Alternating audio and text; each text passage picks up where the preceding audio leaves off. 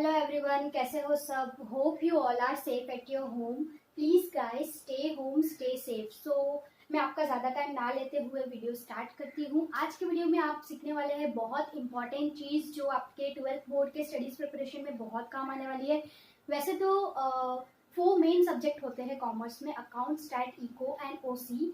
But यहाँ मैं blueprint लेके आई हूँ स्टैटिस्टिक्स सब्जेक्ट का, जो कि एक मेन सब्जेक्ट है कॉमर्स के लिए।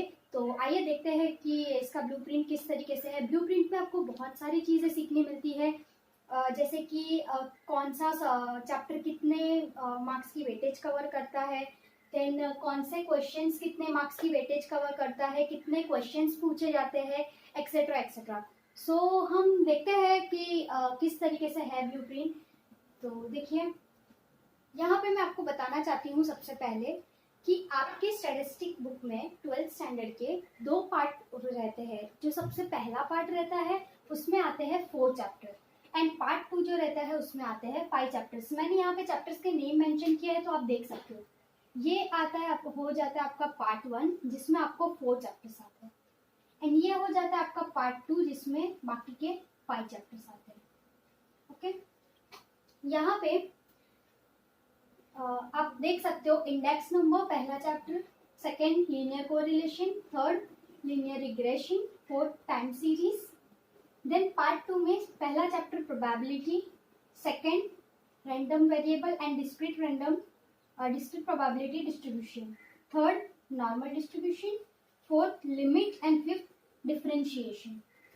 ओके गाइस, तो अब देखते हैं कि यहाँ पे जो क्वेश्चन पेपर है आपको 100 मार्क्स का आता है क्वेश्चन पेपर्स, तो उसमें किस तरीके से आपको मार्क्स डिस्ट्रीब्यूट करके कौन से सेक्शंस कितने मार्क्स का रहता है वो सब हम देखते हैं। तो गाइस, यहाँ पे सबसे पहले मैं बताना चाहती हूँ कि आपको आपके क्वेश्चन पेपर्स में टोटल 6 सेक्शंस रहते हैं। उसमें जो सबसे पहला सेक्शन होता है सेक्शन ए, उसमें आपको 10 मार्क्स के एमसीक्यूज आते हैं। 10 मार्क्स एमसीक्यूज टोटल, यहाँ पे भी मैंने टोटल लिखा है। टोटल 10 मार्क्स के एमसीक्यूज आते हैं। ये MCQ 1 mark carries for each MCQ, मतलब एक एमसीक्यू 1 मार्क्स का रहता है। तो ऐसे आपको 10 एमसीक्यूज पूछे जाते हैं। ओके, यहाँ पे 1 मार्क वाले क्वेश्चन 1 मैंने लिखा है, नीचे बी लिखा है, मतलब सेक्शन बी जो है, सेक्शन बी 1 मार्क्स का है। ओके, 1 मार्क के क्वेश्चन सेक्शन बी में पूछे जाते हैं और इसका टोटल मार्क्स जो है 10 है, मतलब 10 क्वेश्चन आपको टोटल पूछे जाएंगे 1 मार्क्स के लिए। देन सेक्शन सी में आपको 2 मार्क्स के लिए क्वेश्चन पूछे जाते हैं।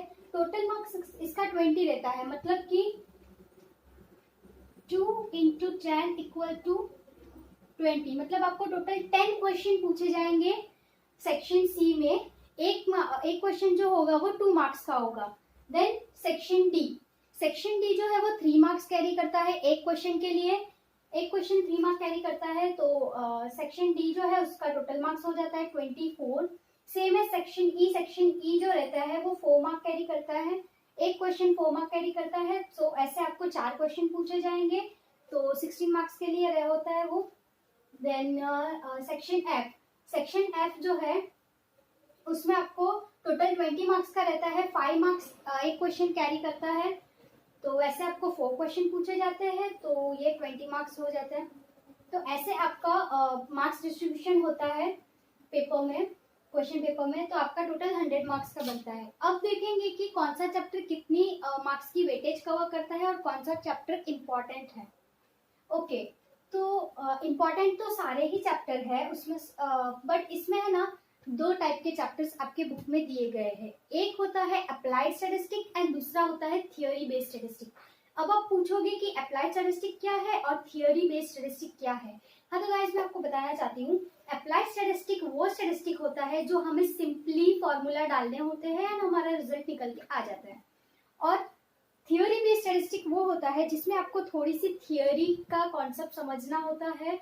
वो कॉन्सेप्ट पे बेस पे हमें थोड़ा सा दिमाग लगा करके आगे हमें फॉर्मूला से और रिजल्ट मिलते हैं।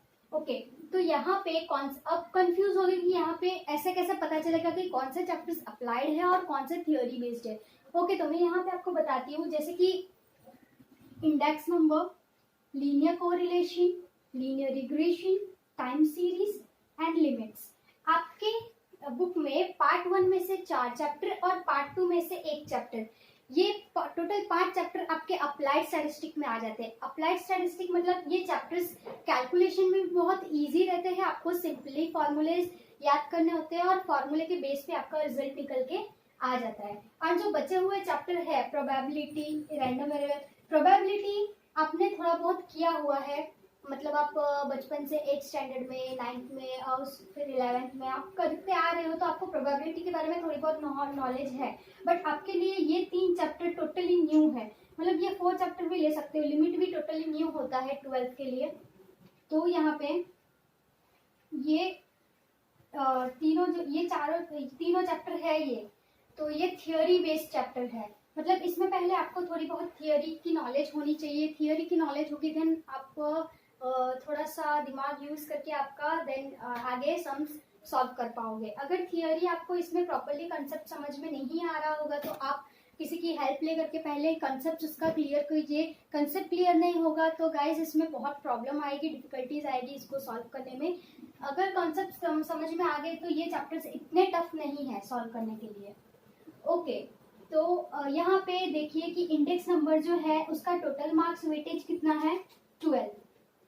ओके, तो 12 मार्क्स का डिस्ट्रीब्यूशन कैसे होता है आपको दिखाती हूँ। जैसे कि ये MCQ 1 मार्क्स चले गया इसको, ओके, ये 1 मार्क्स का क्वेश्चन है, इसको 1 मार्क्स चले गया।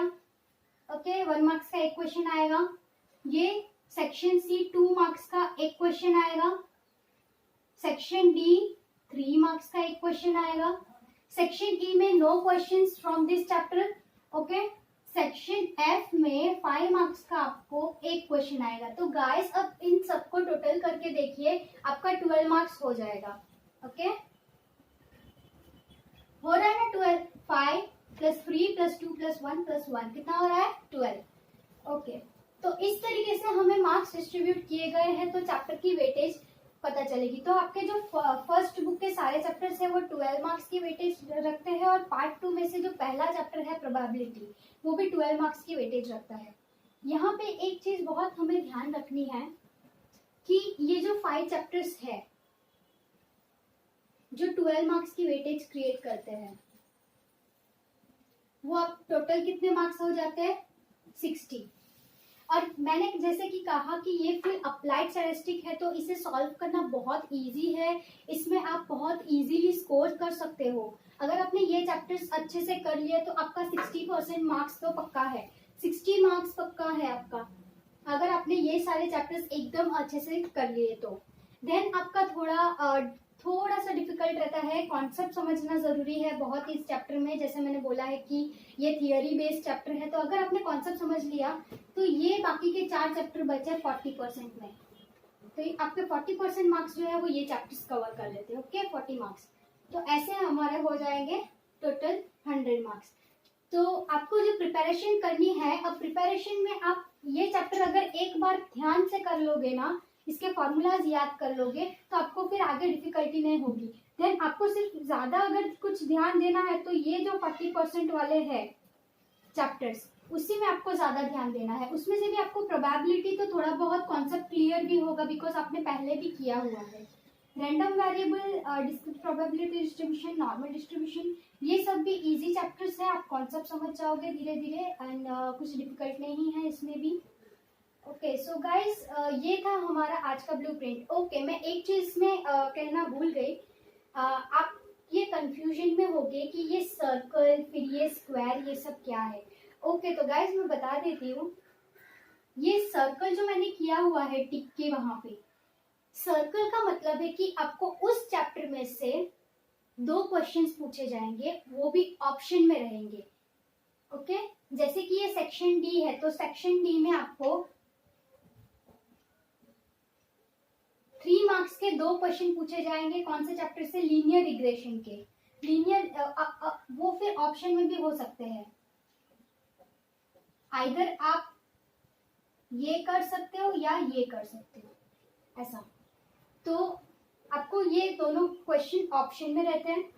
तो सर्कल का मतलब है कि आपको ऑप्शंस में क्वेश्चन आएंगे इन चैप्टर में से जहाँ जहाँ पे मैंने सर्कल किया है, और इतने मार्क्स की वेटेज वो लोग कैरी करेंगे। ओके, अब ये आप बोलोगे कि ये 2 क्या है?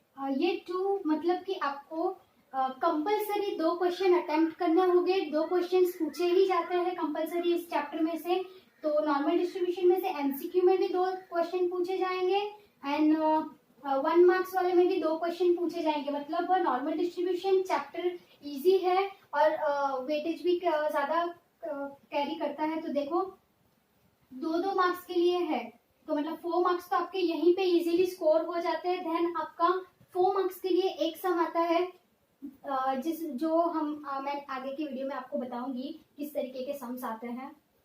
ओके, तो इसमें भी ऑप्शन में सम्स आते हैं, तो आपको जो बेटर लगे वो आप कर सकते हो। तो अब आप समझ गए होंगे कि 2 का मतलब क्या है और सर्कल करने का मतलब क्या है। गाइस यहाँ पे सर्कल एंड 2 दोनों किया हुआ है, तो अब कंफ्यूजन होगा कि दोनों में कैसे। यहाँ पे आपको 2 क्वेश्चन दिए जाएंगे और दोनों ऑप्शन में रहेंगे, मतलब 2 कंपलसरी क्वेश्चंस रहेंगे। जैसे कि question 1 A option A, question 2 A option A. इस तरीके से आपको 2 कंपलसरी क्वेश्चन दिए जाएंगे, पर दोनों में आपको ऑप्शन मिले जाएंगे। इसका मतलब होता है ये। तो होप गाइस कि आप अच्छे से समझ गए होंगे, और अगर आपको इसका स्क्रीनशॉट लेना हो तो ले लीजिए, आपको बहुत काम आएगा ये स्टडी प्रिपरेशन में। सो देन हम कल से नेक्स्ट चैप्टर चालू करेंगे, इंडेक्स नंबर में आपको मैं थोड़ी बहुत थियोरी पहले बताऊंगी, बिकॉज सारे चैप्टर्स की थियोरी जानना ज़रूरी है। अगर आपका कॉन्सेप्ट क्लियर रहेगा तो ज़्यादा बेटर रहेगा। एंड मैं आपको बताऊंगी कि ये फॉर्मूला कैसे बनते हैं और किस तरीके से उसे याद रखा जाता है। बहुत इजी है अप्लाइड स्टैटिस्टिक्स को याद रखना। So guys thank you so much, thank you. आप इसका स्क्रीनशॉट ले लीजिए।